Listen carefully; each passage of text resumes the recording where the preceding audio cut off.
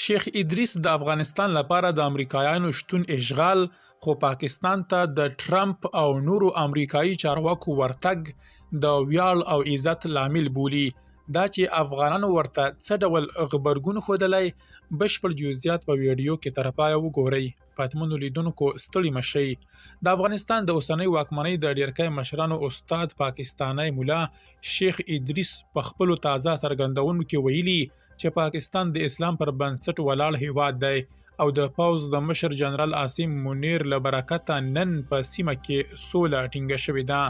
نوموړي د امریکا او ایران ترمنځ په کړکېچ کې د پاکستان منځګړیتوب ته په اشارې دا څرګندونې کړې، خو په ورته وخت کې یې د جنرال عاصم منیر په مشرۍ پر کابل، ننګرهار او کونړ هغو بریدونو ته هیڅ اشاره نه ده کړې چې له امله یې ګڼ شمېر ولسي افغانان قرباني شوي دي.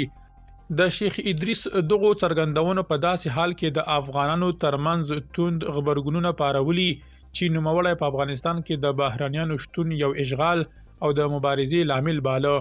خو اوس په پاکستان کې د امریکایي چارواکو او استخباراتي مشرانو پرله پسې لیدنې او هلته د هغوی نفوذ د دغه هیواد لپاره یو لوی ویاړ او د عاصم منیر د ډیپلوماټیک بریا په توګه یادوي. نوموړي په ځانګړي ډول اسلام آباد ته د ډونالد ټرمپ او نورو امریکایي چارواکو راتګ ته په اشارې ویلي چې دا د پاکستان لپاره د عزت خبره ده او په وینا یې د دغو اړیکو په پراخېدو سره به پاکستان نور هم پتمن شي. د سیاسي چارو شنونکي پر دې باور دي چې د پاکستان مذهبي کړۍ د افغانستان او پاکستان د حالاتو په اړه د یو بام او دوه هوا تګلاره پر مخ وړي. دوی په کابل کې هر ډول بهرنی نفوذ د دین پر خلاف بولي، خو په اسلام آباد کې د پوځ تر سوري لاندې له امریکا سره ستراتیژیکې اړیکې د سیمې د ټیکاو لپاره حیاتي ګڼي.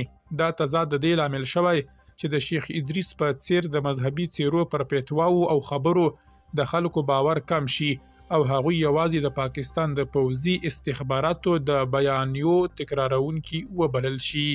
درنو لیدونکو له مالتیا مو